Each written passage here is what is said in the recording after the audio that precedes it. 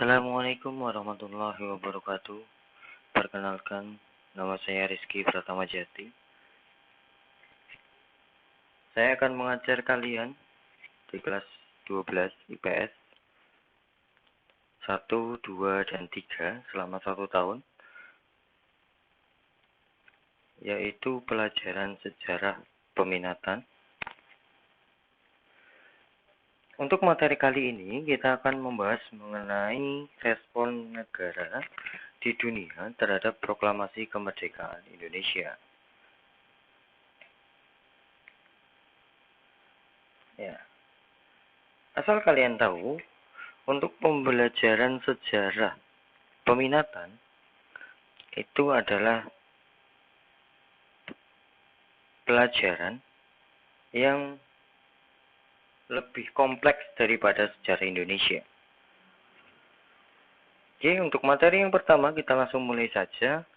Respon negara di dunia terhadap proklamasi kemerdekaan Indonesia.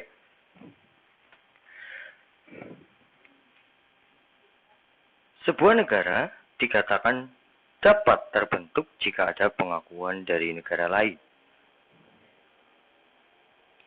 Namun, sebuah negara terbentuk tidak hanya jika ada pengakuan dari negara lain.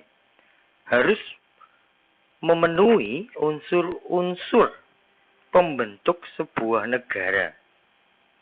Yang pertama, adanya wilayah. Kalian tahu bahwa wilayah merupakan suatu daerah yang dikuasai dan ditempati oleh sekelompok manusia, ya, dan bisa menjadi batas teritorial suatu kedaulatan. Syarat yang kedua adalah ada penduduknya atau rakyatnya. Jika sebuah wilayah tidak ada penduduknya, maka wilayah tersebut tidak bisa dikatakan menjadi sebuah negara. Nah, penduduk atau rakyat adalah orang-orang yang menetap pada suatu tempat dalam periode waktu yang cukup lama. Nah, rakyat itu merupakan unsur terpenting dalam suatu negara. Negara bisa terbentuk bila ada kesepakatan para penduduknya untuk membentuk sebuah negara.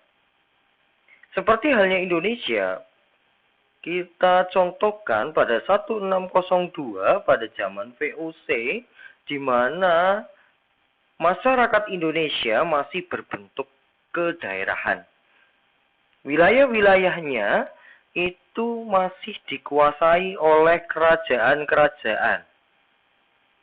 Sehingga masyarakat belum berpikir untuk membentuk kesepakatan membuat sebuah negara.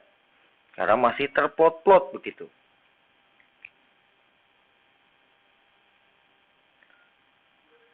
Nah, setelah Indonesia dijajah oleh Belanda, Jepang, Inggris, ya, akhirnya masyarakat yang ada di dalam sebuah wilayah tersebut ini mulai berubah pola pikirnya bahwa mereka harus memiliki sebuah negara yang merdeka,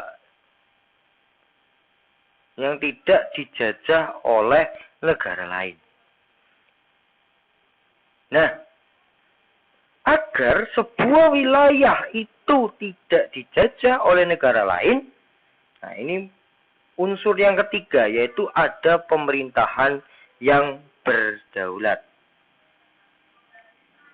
Pemerintahan adalah suatu lembaga di dalam negara yang memegang kekuasaan tertinggi dan dibentuk untuk melaksanakan jalannya pemerintahan suatu negara. Pembentukan pemerintahan yang berdaulat itu kalian pernah mempelajarinya pada kelas sebelumnya, yaitu pada sidang BPU PKI, pada sidang PPKI pertama, pada sidang PPKI kedua. Ya. Di mana peristiwa-peristiwa itu sangat penting untuk membentuk sebuah negara, yaitu negara Republik Indonesia. Yang kita tahu bahwa negara Republik Indonesia itu berdiri atau dibentuk pada tanggal 17 Agustus 1945, di mana ada peristiwa besar yaitu proklamasi kemerdekaan. Namun proklamasi kemerdekaan itu tidak akan cukup. Agar sebuah negara menjadi merdeka, itu membutuhkan negara lain untuk mengakui kedaulatan negara itu. Ya. Nah, mengapa sih kok kita atau negara Indonesia pada saat itu butuh sekali pengakuan dari negara lain? Karena suatu negara itu belum sempurna bila belum ada pengakuan dari negara lain. Nah, pengakuan ini diperlukan guna mencegah terjadinya ancaman dari dalam atau kudeta, ya, itu ancaman dari dalam, dan ancaman dari negara-negara lain. Adanya pengakuan dari negara-negara lain akan membantu suatu negara untuk menjalin hubungan kerjasama, ya, dengan negara lain tersebut. Baik itu kerjasama dalam bidang ekonomi, politik, sosial, budaya, pertahanan, dan keamanan. Nah, mari kita lihat negara mana saja yang mendukung proklamasi kemerdekaan Indonesia. Mengapa Indonesia sangat butuh itu? Ya, kalian coba memorinya diingat kembali pada saat kelas 10, kelas 11, lebih tepatnya lagi kelas 11, kalian mempelajari mengenai agresi militer Belanda 1 dan agresi militer Belanda 2. Tahun 1947 itu ada agresi militer Belanda 1 dan 1948 itu ada agresi militer 2. Jadi Belanda masih belum menerima, masih belum mengakui bahwa kita telah menjadi sebuah negara yang merdeka.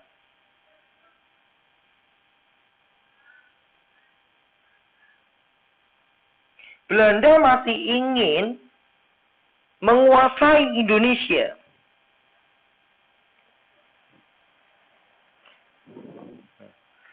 Walaupun kita telah melakukan beberapa kali perundingan, mulai perundingan Linggarjati 1946, perundingan Renville 1948, perundingan Rumroyen 1949, serta KMB, Konferensi Meja Bundar tahun 1949.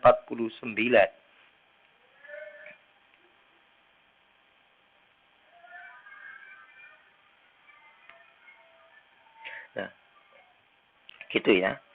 Oke, kita lanjutkan. Negara mana saja? Yang pertama adalah negara Mesir.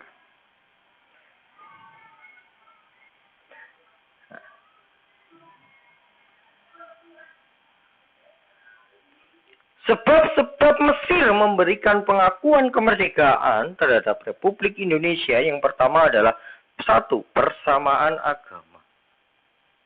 Jadi antara Mesir dan Indonesia itu terdapat persamaan agama, di mana mayoritasnya adalah beragama Islam.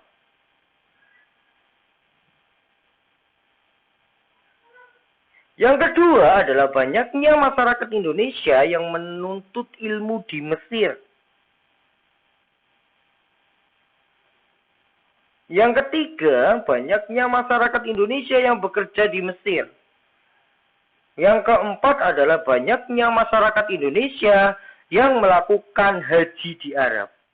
Itu mengapa Mesir memberikan pengakuan kemerdekaan terhadap Republik Indonesia.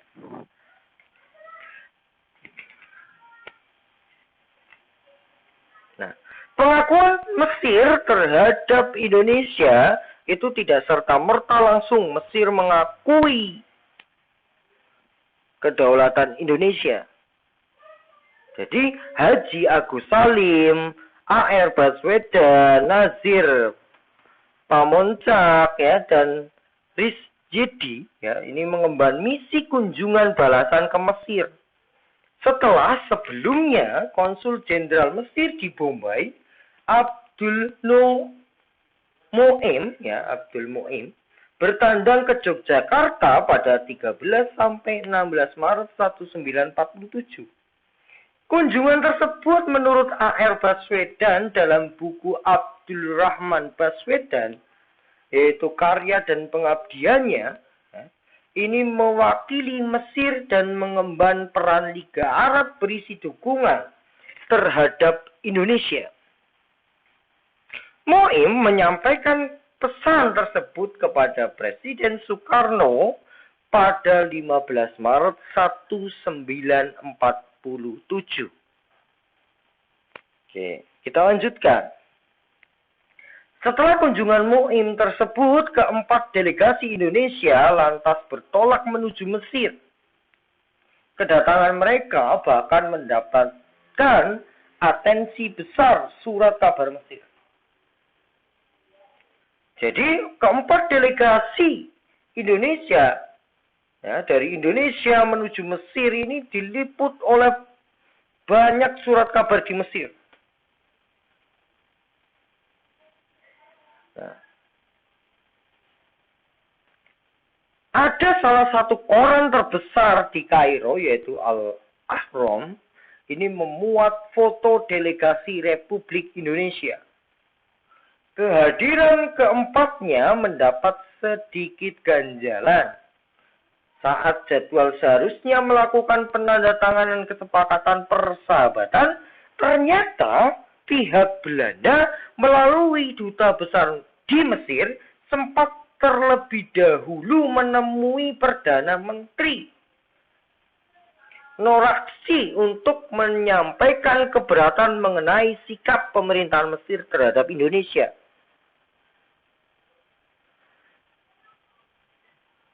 Jadi taktik Belanda agar Indonesia tidak mendapatkan kedaulatan dari Mesir, yaitu dengan cara tadi mendatangi terlebih dahulu Perdana Menteri untuk melakukan keberatan. Namun duta besar Belanda tersebut Duta besar Belanda tersebut mengingatkan mengenai kerjasama ekonomi Belanda dan Mesir. Juga akan menarik dukungan terhadap Mesir bila tetap mendukung Indonesia. Ya, jadi Belanda masih ingin menguasai Indonesia. Nah, bagaimana sikap dari Perdana Menteri Mesir pada saat itu? Sikapnya adalah tetap melanjutkan untuk mendukung Indonesia dengan cara memberikan pengakuan kedaulatan terhadap Indonesia.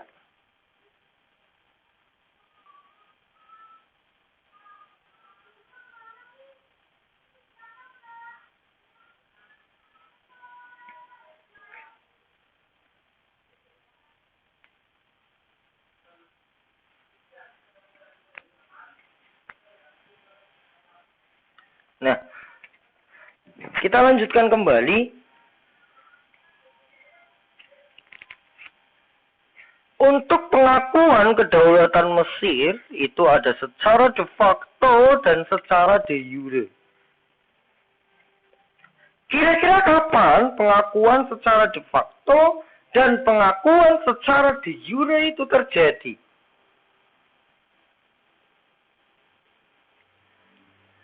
Silakan kalian buka buku paketnya, lalu cari kapan Mesir mengakui kedaulatan Indonesia secara de facto maupun secara de jure.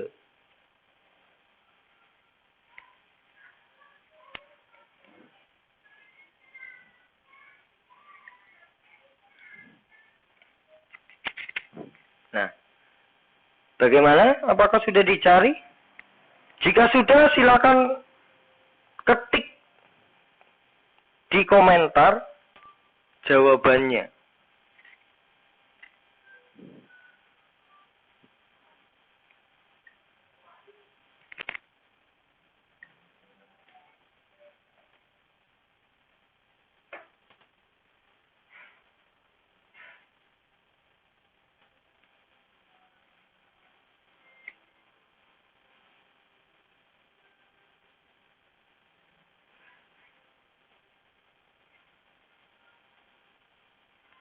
Oke, kita lanjutkan. Ya, negara selanjutnya yang mengakui kedaulatan Indonesia adalah negara India. Bagaimana respon negara India terhadap Indonesia? Asal kalian tahu bahwa hubungan Indonesia dan India dari sisi kebudayaan memang telah terjalin lama. Namun secara politik, kontak pertama tokoh pergerakan kedua negara terjalin pada Kongres Internasional menentang kolonialisme di Brussels 1926 dan 1927. Kala itu, Hatta berjumpa dengan Nehru. Ya. Hubungan tersebut terus berlanjut hingga masa revolusi. India secara masif muncul sebagai sahabat terdepan Indonesia dalam memperjuangkan kemerdekaan. Kedua negara sama-sama berjuang menghadapi imperialisme Belanda dan Inggris. Indonesia yang pada saat itu dijajah oleh Belanda, sedangkan India itu dijajah oleh Inggris. Nah, dukungan kedua negara bisa terjalin baik karena keduanya memiliki pandangan politik serupa.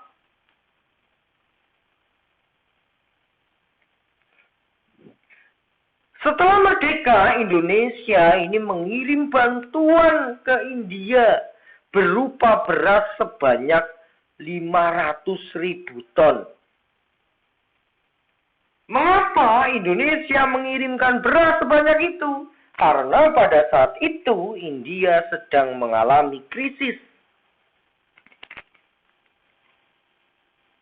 Apakah India diam saja? Ya, India membalas bantuan tersebut dengan mengadakan konferensi New Delhi pada 20 sampai 25 Januari 1949. Dari Indonesia, Agus Salim ditunjuk sebagai delegasi Indonesia. Konferensi tersebut dihadiri oleh negara-negara sahabat seperti Burma, Iran, Australia, Arab Saudi, Selandia Baru, Tiongkok, Yaman, Sri Lanka, dan lain sebagainya. Hasil dari pertemuan tersebut membuahkan risalah untuk diajukan kepada Perserikatan Bangsa-Bangsa yang berisi 3 pokok rekomendasi, yaitu 1. Melakukan gencatan senjata. Yang kedua, Belanda membebaskan semua tawanan politik Republik Indonesia dan mengembalikan pemerintahan Republik Indonesia ke Yogyakarta. Yang ketiga adalah mengadakan perundingan di bawah UNCI.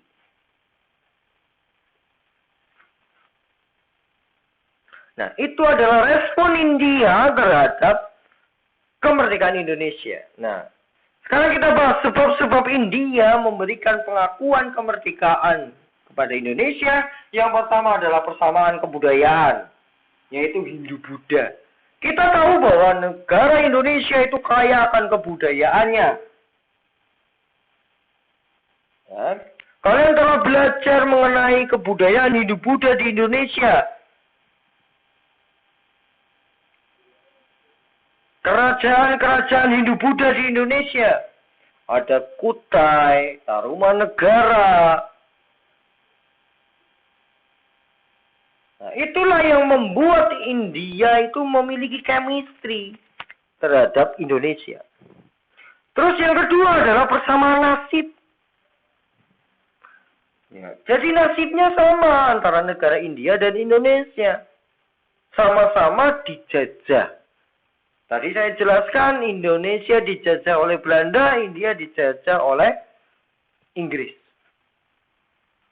Terus yang ketiga adalah hubungan dekat antara pemimpin negara. Ya, Nehru dan Muhammad Hatta. Baiklah. Tadi kita sudah membahas mengenai Mesir, sudah membahas mengenai India. Oke. Anak-anak sekalian, ada yang ingin ditanyakan mengenai peran Mesir dan peran India terhadap pengakuan kemerdekaan Republik Indonesia. Jika ada pertanyaan, silakan tulis di komentar.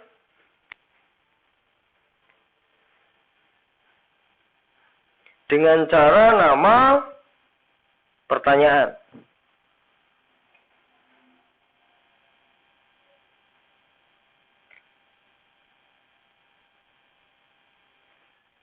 Oke, kita lanjutkan ke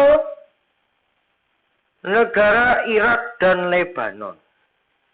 Nah, untuk negara Irak dan Lebanon, ya Lebanon dan Irak itu tahun 9 Juli, tanggal 9 Juli 1947, digarap secara resmi. Ya, dalam keputusan sidang Dewan Liga Arab tanggal 18 November 1946 bahwa ya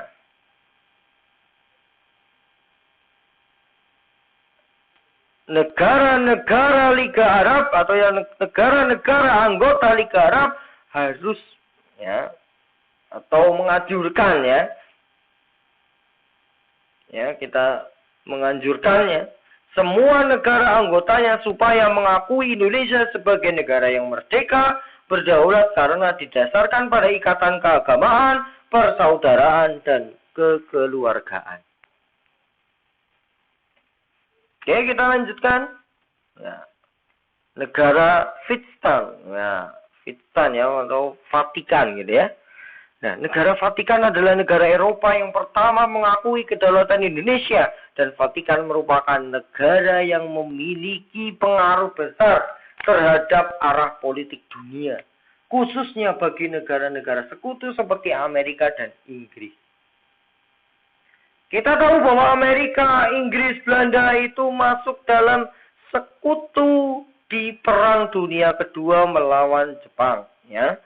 Khususnya Perang Asia Pasifik. Dengan negara Vatikan ini mengakui kedaulatan Indonesia, maka pupuslah sudah harapan Belanda untuk menguasai Indonesia. Lanjut yang kedua adalah negara Palestina. Nah, gong dukungan untuk kemerdekaan Indonesia ini dimulai dari Palestina. Ketua Panitia Pusat Perkumpulan Kemerdekaan Indonesia itu adalah Muhammad Zain Hasan. Dalam bukunya Diplomasi Revolusi Indonesia di Luar Negeri, ini menyatakan tentang peran serta, opini dan dukungan nyata Palestina terhadap kemerdekaan Indonesia. Ya, di saat negara-negara lain belum berani untuk memutuskan sikapnya. Dukungan Palestina ini diwakili oleh Syekh Muhammad Amin Al-Husaini, yaitu adalah mufti besar Palestina. Pada 6 September 1944, Radio Berlin berbahasa Arab menyiarkan ucapan selamat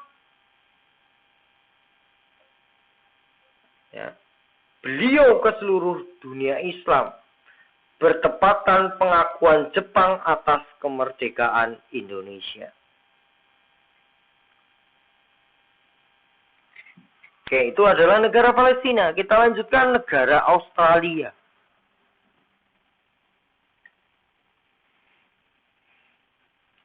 Sebab-sebab Australia mengakui kemerdekaan Republik Indonesia. 1. Hubungan baik antara Australia dan Indonesia yang dimulai sejak penjajahan Jepang di Indonesia. Hubungan ini dimulai ketika dulu banyak para buruh kapal dan perwira kapal dari Indonesia yang dibawa Belanda ke Australia. Para pekerja dari Indonesia ini kemudian berhubungan kontak dengan Seamen Union in Sydney atau asosiasi pekerja. Asosiasi tersebut terkejut melihat diskriminasi yang terjadi antara buruh kapal dan perwira kapal.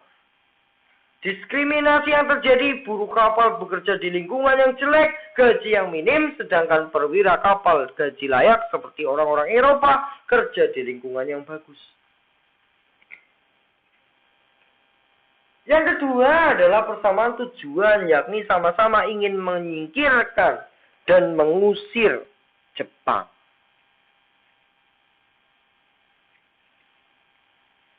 Nah, aksi dari para pekerja atau asosiasi pekerja ini biasa disebut dengan The Black Armada. Apa itu The Black Armada? The Black Armada itu adalah membuat kapal-kapal Belanda tidak bisa melanjutkan pelayaran. Dengan cara memogok kerja. Nah, ini Amerika. Ternyata Amerika, ya kita lanjutkan ke negara Amerika. Ternyata negara Amerika juga mengakui kedaulatan Indonesia. Pada tanggal 28 Januari 1949, Dewan Keamanan PBB mengeluarkan resolusi yang disampaikan kepada Indonesia dan Belanda sebagai berikut. 1. Mendesak Belanda untuk segera dan sungguh-sungguh menghentikan seluruh operasi militernya dan mendesak pemerintah Republik Indonesia untuk memerintahkan kesatuan-kesatuan gerilya supaya segera menghentikan aksi gerilya mereka.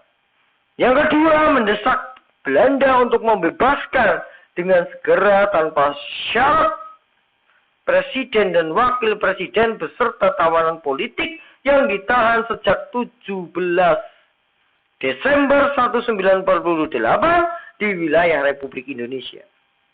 Lalu mengembalikan pemerintah Republik Indonesia ke Yogyakarta dan membantu mengembalikan pegawai-pegawai Indonesia ke Yogyakarta agar mereka dapat menjalankan tugasnya dalam suasana yang benar-benar bebas. Yang ketiga adalah menganjurkan agar Republik Indonesia dan Belanda membuka kembali perundingan atas dasar persetujuan Linggarjati dan Renville.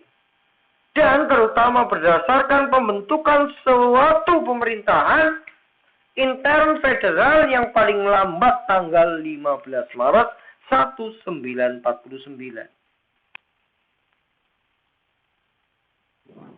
Oke.